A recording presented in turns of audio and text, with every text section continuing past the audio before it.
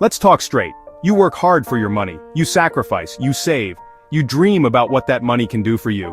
Maybe it's for your education, maybe it's for a down payment on a home, or maybe it's for a secure and comfortable retirement. Whatever your goal, that money is a part of your future. It is a part of you. So, when you decide to invest it, you are not just putting money into the market, you are putting your trust, your hopes, and your future on the line. That is why investor protection is not just some fancy financial term. It is the most important rule of the game. It is about being smart enough and strong enough to keep what is rightfully yours. Investor protection means arming yourself with knowledge. It means understanding that the financial world has good people. And yes, it has bad people. The bad people want to take your hard-earned money. They will use slick words. They will promise you the moon. They will prey on your hopes and fears. Investor awareness is your shield against these people. It is the power to say no when something sounds too good to be true. Now you are not alone. That ally is called SEBI, the Securities and Exchange Board of India. Think of SEBI as the ultimate financial watchdog, the guardian angel of the Indian stock market. Its entire job is to make sure the market is fair, transparent, and safe for investors just like you. SEBI was created to stop scams and unfair practices. It sets the rules of the game and makes sure everyone, the biggest corporations to the smallest brokers, plays by those rules. Your safety is SEBI's #1 priority.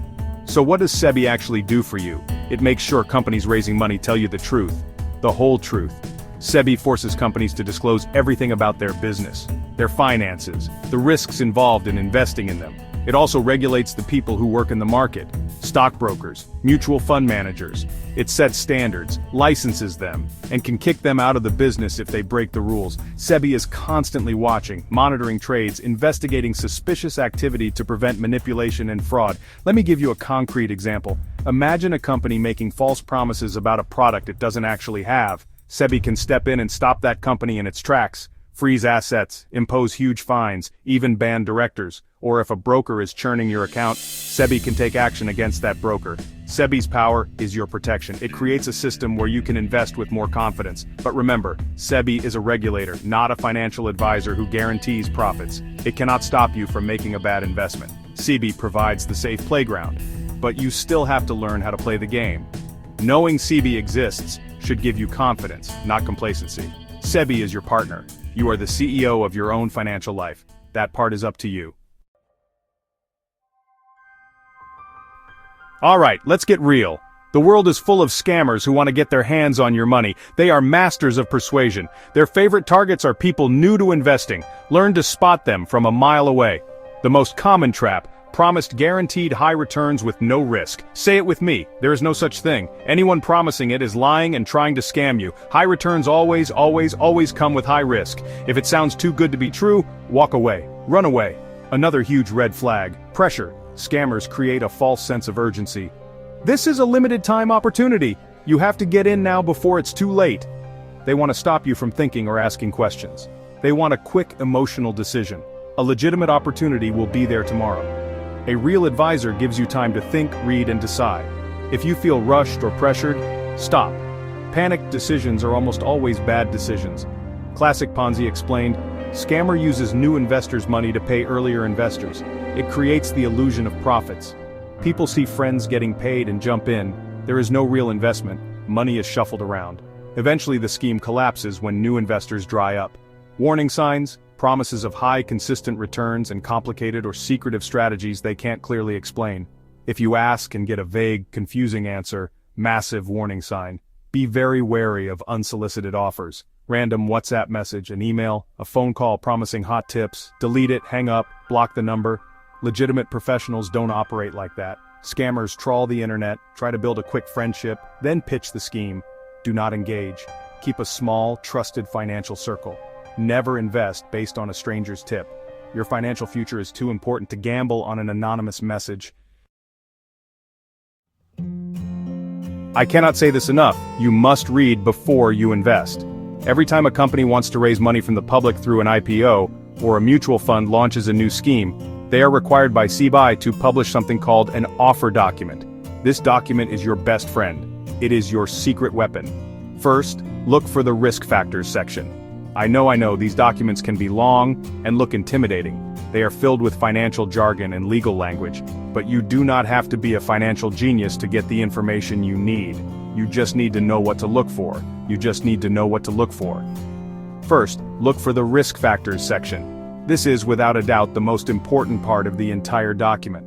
The company is legally required to list all the potential things that could go wrong: competition, changes in government regulations, dependency on a few big clients, pending lawsuits.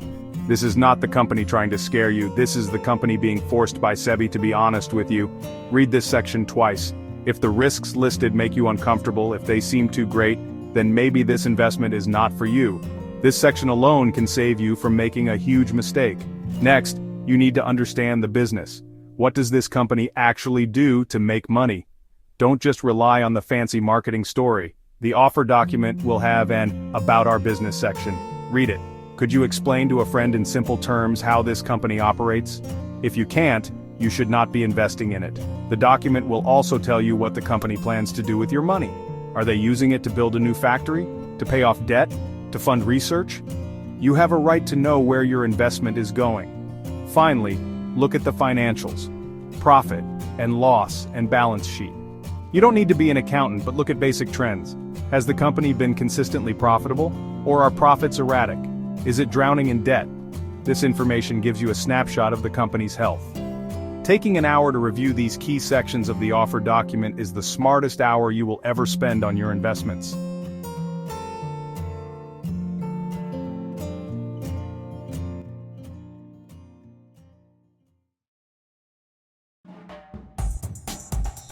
As an investor, you are not just a spectator. You are a part owner of the business or the fund you invest in. That ownership comes with rights, and you must know what they are. These rights are your power. They are your voice. First and foremost, you have the right to receive accurate and timely information. Annual reports, quarterly results, and disclosures about major events. You have the right to know how your investment is performing. The company cannot keep you in the dark. You also have the right to participate in the company's major decisions. If you own shares, you have the right to vote on important matters. Matters like appointment of directors, mergers, and acquisitions. You can attend the AGM and ask management questions directly. Yes, you. Even if you only own one share, you have the right to stand up and hold the leadership accountable. Another critical right is the right to fair and equitable treatment. A company cannot favor one group of shareholders over another. For example, when a company declares a dividend, it must pay the same dividend per share to all shareholders within the same class. This principle ensures large investors do not get special treatment at the expense of small retail investors like you. Most importantly, you have the right to a grievance redressal mechanism. This means if your broker makes an unauthorized trade, if you don't receive your dividend, or if you face any other issue, you have the right to complain and have your problem resolved. You are not helpless. There is a system in place designed specifically to help you. So what do you do when things go wrong? You do not panic, and you do not give up. You follow the process. The very first step is to always approach the company or the intermediary you have a problem with. If your complaint is with your stockbroker, you must first file a written complaint with the broker. If it's with a mutual fund, you complain to the fund house. Give them a reasonable amount of time to resolve your issue. Always keep a record of your communication. Emails, letters, names of people you spoke to. If the company or broker does not resolve your complaint within the time frame, you escalate. Your next stop is the SEBI Complaints Redress System, SCORES. This is an online platform where you can file your complaint directly with the regulator, file with supporting documents, and track its status online. When you do this, SEBI will formally take up your case and monitor the situation until it is resolved. This brings your problem onto the regulator's radar. In a vast majority of cases, complaints filed through SCORES get resolved. Do not be afraid to use it. If you are still not satisfied, there are further legal avenues including arbitration or approaching the Securities Appellate Tribunal. Keep records. Be persistent. Follow the process. By taking these steps, you are not just fighting for your own money, you are contributing to a healthier, more accountable market for everyone. You must be your own best advocate. Keep records. Be persistent. That is true financial power. Thank you. Review the module, take the checklist, and protect your future.